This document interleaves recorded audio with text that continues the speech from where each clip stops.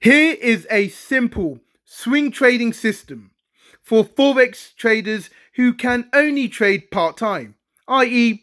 around 10 hours per week. Step 1. Analyze economic zones.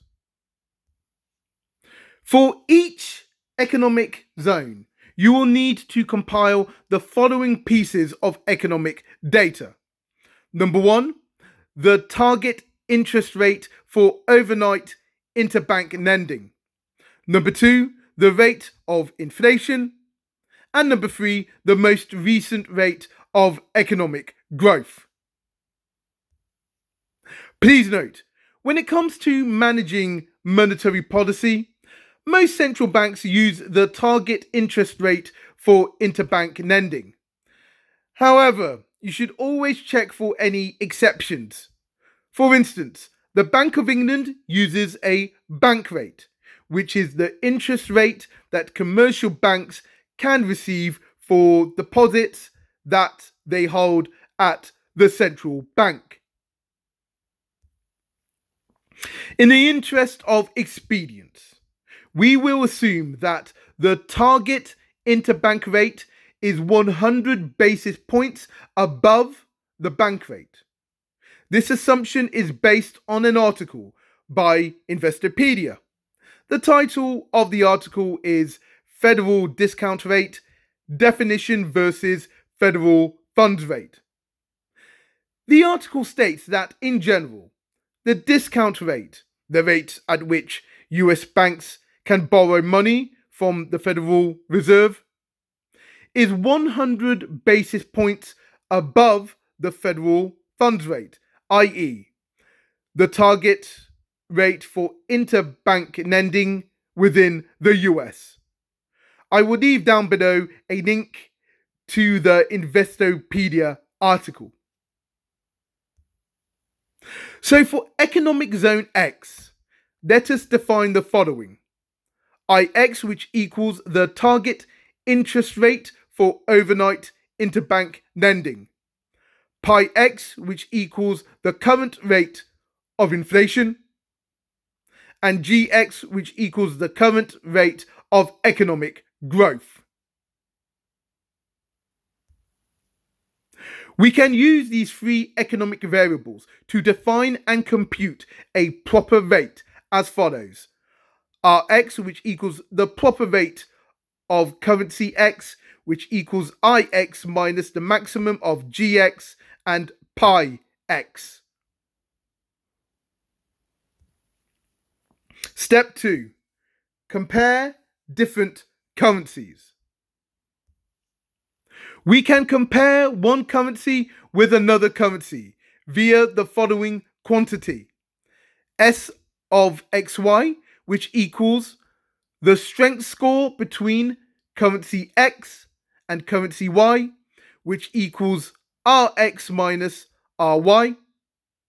We can also define the following. D of XY, which equals the absolute differential score between currency X and currency Y, which equals the absolute value of S of XY. Step 4. Create a prioritized watch list. Most Forex brokers will give you access to around 15 different currencies. This means you will have access to around 120 Forex pairs. So use a spreadsheet to record the strength score and differential score of each Forex pair. Once you have done this for all Forex pairs, you will then need to prioritize this list of Forex pairs based on the differential score in descending order. Forex pairs with a high differential score have more trading potential than Forex pairs with low differential scores. In other words, differential scores are all about trading potential, whereas strength scores are all about market direction. You should be bullish any Forex pairs that have positive strength scores, and you should be bearish any Forex pairs that have negative strength scores. Step 5. Seek external confirmation. Go through your prioritized watch list to find the first Forex pair that can provide external confirmation to support your fundamental view, which is based on the strength score S of XY. This external confirmation can be in the form of either COT data or stashed and currency index behavior. COT data.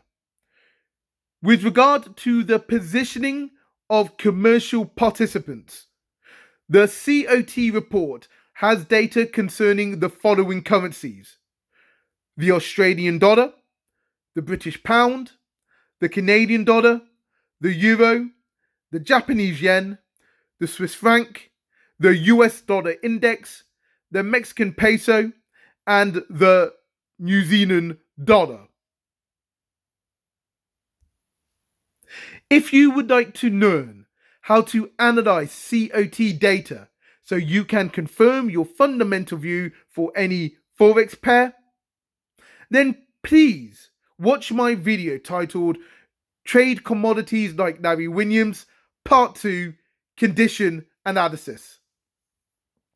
The required timestamp section is between 1 minute and 38 seconds and 5 minutes and 27 seconds. I will leave a link to the video down below.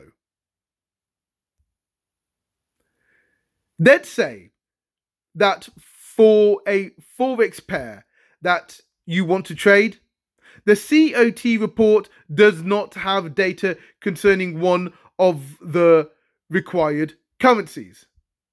What should you do? Well, you should analyze the indices of the two currencies in question. For instance, suppose you have a bullish view concerning the British pound against the euro, i.e., you want to buy the British pound and sell the euro. Under this set of circumstances, ideally, you would want, number 1, the British pound to be in a strong uptrend, and number 2, the euro to be in a strong downtrend. If you would like to learn more about trend analysis, then please watch my video titled Price Action and Technical Analysis for Absolute Beginners. I will leave a link to the video down below. However, we need a more nuanced approach. This is because, in our example, if both the British pound index and the euro index are in uptrends, but the uptrend of the British pound index is stronger than the uptrend of the euro index, then this would confirm the validity of our trade idea. So, if you would like to compare the behavior of two different currency indices, then you will need to use the simple analytical tools that I discuss in my video titled Market Leadership Calculations. I will leave a link to the video down below. Step 6. Bias analysis. Look at the daily price chart for the Forex pair that you want to trade. Make sure this price chart covers the previous 52 weeks. If the high is more recent than the low, then the market has a bullish bias. If the low is more recent than the high, then the market has a bearish bias. The key is to make sure the chart supports your fundamental view. If there is a conflict between your trade idea and the bias of the market, then you should either, number one, wait for these two elements of your strategy to be in agreement with each other, or number two, move on to the next trade idea in your prioritized watch list. However, if the market bias supports your trade idea, then you should move on to the next step of this trading system. Step 7, market entry. On your daily price chart for the previous 52 weeks, put on the %R indicator.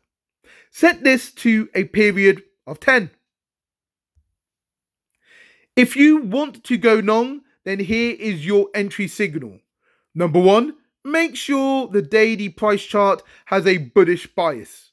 Number 2, wait for the %R indicator to reach 100%. Number 3, do nothing for 5 candlesticks. And number 4, wait for the %R indicator to go below 90%. And then buy. If you want to go short, then here is your entry signal. Number 1, make sure the daily price chart has a bearish bias. Number 2, wait for the %R indicator to reach 0%. Number 3, do nothing for 5 candlesticks. And number 4, wait for the %R indicator to go above 10% and then sell. Step 8, stipulate your grace period. Give your trade a grace period of 5 business days, i.e. 1 week. After this grace period, if the trade is not profitable, then you should, number 1, close it, and number 2, wait for another trade signal. However, if your trade is profitable by the end of the grace period, then you should move your stop loss to your break-even price. Step 9, stop loss placement. Regarding the issue of stop loss placement, I suggest you watch my video titled "Where Should You Place Your Stop Loss?" I will leave a link to the video down below. Alternatively, here is a quick way to calculate an appropriate stop loss distance for your trade. Let A equal the ATR, average true range, for the previous 20 days. Suppose we want to go long, but the market goes against us like this. Assume our grace period is 5 days. Between day 1 and day 4, the closing price goes down by 0.5 times A on a daily basis, assuming that all the candlesticks are standard candles. Then on day 5, i.e. the final day of our grace period, the market goes down by 0.5 plus 0.25 times A, which equals 0.75 times A. Therefore, based on this model, a suitable stop loss distance for our trade would be 4 times 0.5 times A plus 0.75 times A, which equals 2.75 times A.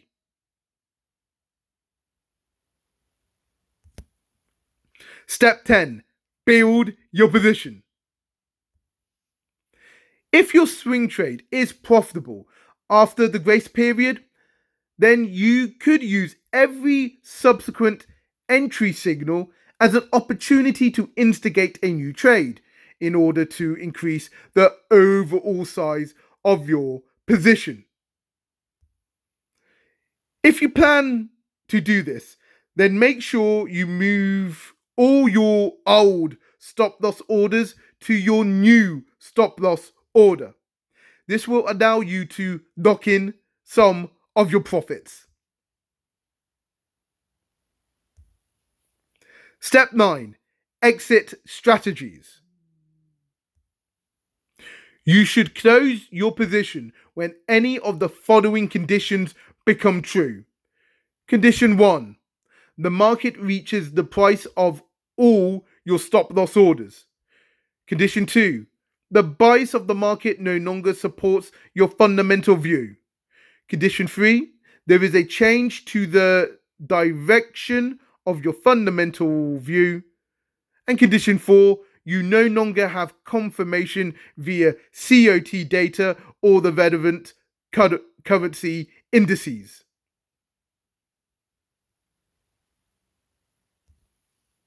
If you have any questions, then please either send me an email or leave a comment down below. Thank you for your time and happy trading.